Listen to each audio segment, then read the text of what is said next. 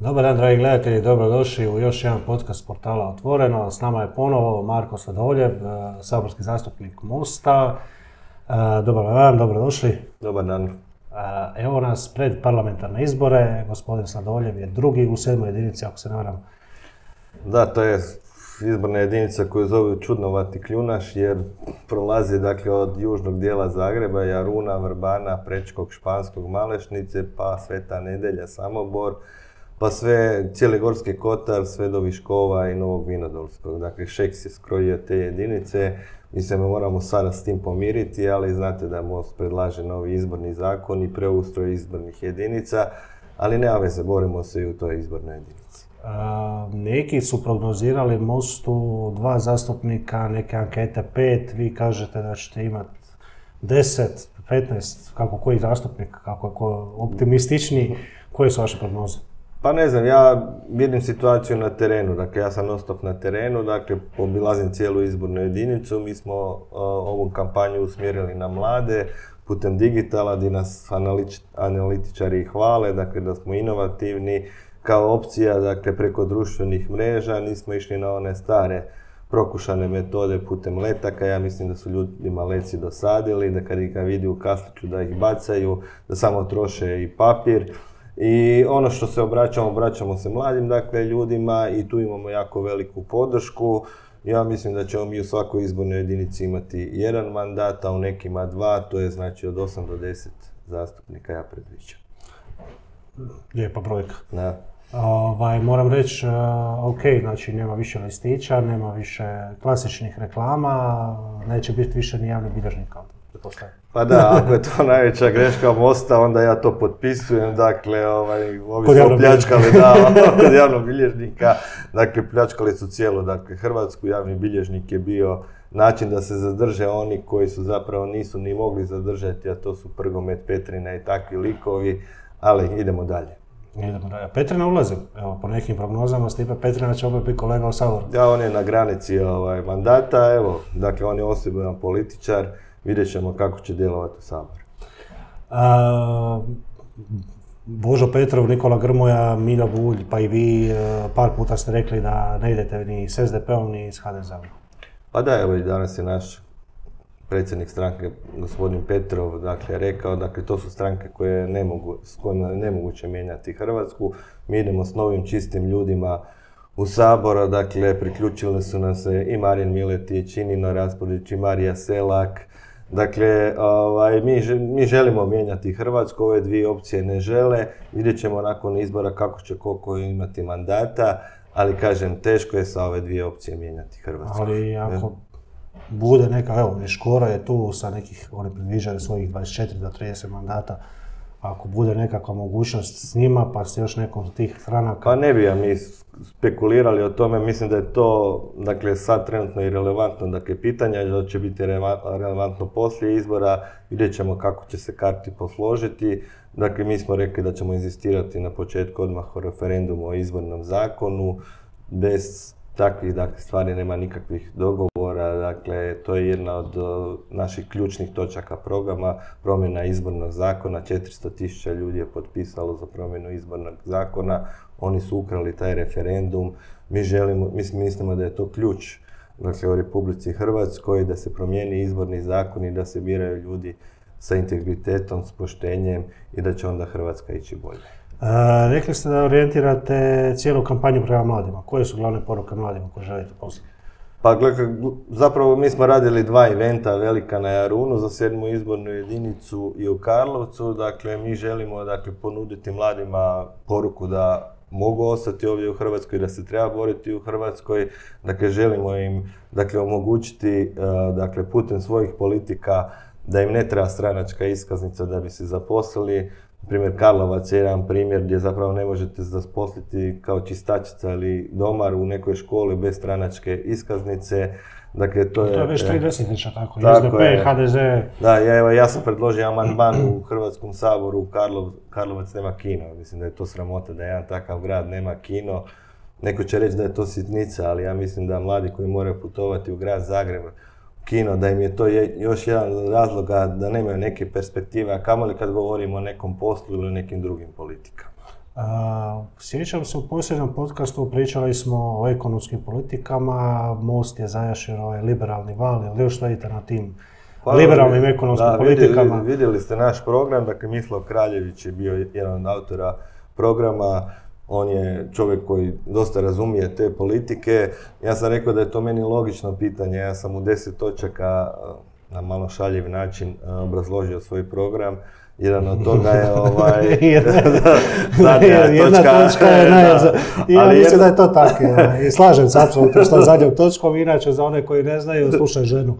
Tako da ja isto se slažem. Jer će me ubiti, dakle moram biti više s njom jer nećemo ovih 9 točaka moći ostvariti. Jedna od točaka je da realni sektor treba imati što manje poreza jer me on hrani. Dakle, ja sam specifičan slučaj, ja sam čovjek koji dolazi iz državnog sektora koji je bio profesor u školi, ali nisam glup i smatram da zapravo realni sektor puni proračun i ja zapravo od njega dobivam plaće.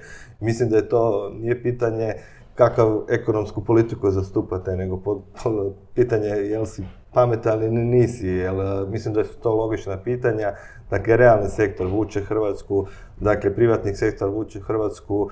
Ono što bi trebalo svakako napraviti, sniziti im poreze, omogućiti da bolje posluju, jer to je zdravo tkivo društva.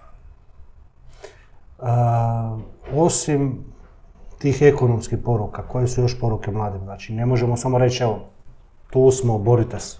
Što bi vi nekome koji ima, šta ne znam, 20, 22, 3 godine razmišljao, da nema ove korona krize, ja mislim, iskreno da bi se nastavilo to daljnje iseljavanje. Mislim da ne bi nikako posustalo, sigurno. Glavne poruke su da mladi ljudi mogu vjerovati u jedne politike koje neće se prodavati, gdje neće biti žetončića.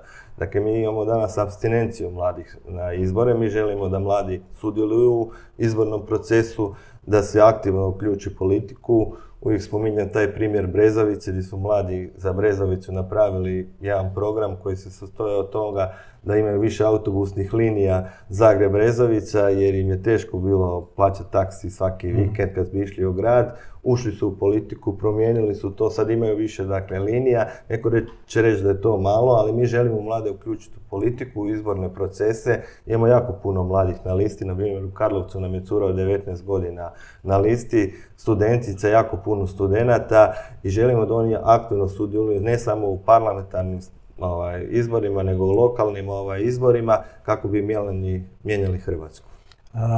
Bili ste i kandidat za gradonačelnika Zagreba. Znate šta se u Zagrebu događa, imali smo potres. Most je i predlagao nekako svoje rješenje za obnovu grada Zagreba. Pa da, ja sam bio aktivni sudionik tih, nažalost, teških trenutaka. Kad je bio potres, ja sam bio jedan od onih koji su 15 minuta poslije potresa bili pred Petrovom bolnicom. Dakle, mi smo se odmah angažirali preko Bad Blue Boysa i u pomaganju starijim osobama u nošenju hrane i lijekova i onda smo imali WhatsApp grupu i onda kad se dogodio potres, mi smo 20 minuta, 15 minuta poslije potresa praktički bili pred Petrovom bolnicom i tu sam vidio zapravo koliko je ta administracija zagrebačka loša, taj sustav koliko je zapravo nakaradan. Na primjer, civilnoj zaštiti grada Zagreba je trebalo, na primjer, 2 dana da stignu na neki razriješeni objekt, a mi smo tamo dolazili za pol sata. Oni su trebali 100 potpisa, dozvola i to, a mi smo se pojavili za čas. Dakle, i to je vrlo, i to su oni sami priznali. Ti ljudi koji su u civilnoj zaštiti čak nisu ni krivi, to su ljudi koji žele pomoći, ali jednostavno ih je administracija kočila i tu se pokazalo koliko je taj sustav neučinkovit upravo u ovakvim kriznim trenucima. Što se tiče potresa, mi smo, Marija Selak-Raspudić je iznosila te točke. Što se tiče potresa, mi smatramo da građani kojima treba obnavljati ove kuće ne treba biti dislocirani od mjesta svoje obnove, da grad može napraviti stanove blizu centra grada, te kasnije stanovi iznajmljivati po visokoj cijeni, to bi bilo višestruko isplativo i da treba biti javna nabava, da se ne bi ponovila Gunja ili takve stvari, da treba biti oprezan sa tim zakonom, da zakon mora biti jako dobar i to će dugo trajati. Pa, predviđa se s obzirom na cifru koje se govore svotama od 80 milijardi kuna i sigurno se i obnova predviđa nekih 10 do 15 godina. Kakvi su još planovi Mosta za Zagreb? Vi ste isto dugo godina i kritičar našeg gradonačelnika Milana Bandića. Da, u 7. izbornoj jedinici Tomislav Jelić, kao što znate, on je podnosio kaznene prijave protiv Milana Bandića dok je ovaj još bio u SDP-u. Dakle, on je dijete SDP-a, dakle, Tomislav Jelić mogu reći da je bio Most prije Mosta, dakle, on je politički gotov, dakle, on vjerojatno neće ući u Sabor, sigurno neće ući u Sabor, neće imati zaštitu politike. Pitanje je kako će on, dakle, završiti što se tiče pravosudnih procesa, ali ono što je najvažnije je da će trebati vaditi kosti iz ormara koga naslijedi i da težak posao slijedi njegovom nasljedniku, dakle one koji će osvojiti zagrebačke izbore i cijeloj toj administraciji. I mi u Mostu, dakle Zagrebačkom Mostu, imamo program za Zagreb, imamo program za promet, za gospodarenje, dakle, otpadom. Istaknut ćemo kandidata svog gradonačelnika kad to bude vrijeme, ubrzo nakon parlamentarnih izbora. Kad smo kod gospodarenja otpadom i još nekih drugih, Most su napustilo nekoliko ljudi, upravo kad ste obnavljali na jedan način stranku s ovim mladim, napustila se Slaven Dobrović i mnogi drugi. Slaven je, ajmo reći, nekako bio medijski najrazvikaniji. Što se dogodilo? Pa ne znam, ja o Slavenu, dakle, neću reći nikad niti jednu ružnu, dakle, riječ. Ja mislim da je on pošten, dakle, čovjek. On u Mostu nije vidio vjerojatno ulaz u Hrvatski sabor, dobio je ulazno mjesto kod Miroslava Škore, on je baš u 7. izbornoj jedinici na prvom mjestu. Mislim da nije sretan sa drugim mjestom u toj izbornoj jedinici. Na drugom mjestu je gospodin Lazar Grujić koji je podržavao gospodina Milanovića za predsjednika, a za gospodina Bandića je rekao da svi koji su protiv njega su pik zibneri. Ja mislim da se to baš ne slaže sa Slavenovom politikom, ali to je njihova stvar. Ja mislim da ćemo mi ostvariti u 7. izbornoj jedinici upravo zbog takvih ljudi bolje rezultate u Domovinskog pokreta. Vratimo se malo nazad, malo prije ste spomenuli kako ste bili među prvima ispod Petrove bolnice i prije civilne zaštite na nekim drugim mjestima po Zagrebu. Vi ste to radili s Bad Blue Boysima koji inače dugo vremena, gospodin Sladoljev ističe da Bad Blue Boysi nisu huligani. I moram reći da je mene uvjerio, ja sam imao, inače ne samo u Bad Blue Boysima, nego skoro svim navijačkim skupinama, sam imao mišljenje da su više huligani nego išta drugo, ali evo, moram reći da me gospodin Sladoljev razuvjerio pogotovo nakon tih snimki iz Petrove. Zakon o navijačima ste bili jedan od glavnih kritičara, još uvijek jeste. Pa jesam, dakle taj zakon je prošao prvo čitanje, u vrijeme korone virusa kad smo imali saborske sjednice u Ininoj zgradi, u jednom trenutku se pojavio gospodin Božinović i onda sam ga ja pitao, zanimljivo kako on nikad nije u cijeloj toj krizi spominjao navijače, nego mlade ljude, nikako nije mogao izustiti, dakle, tu riječ je... Preko jezika.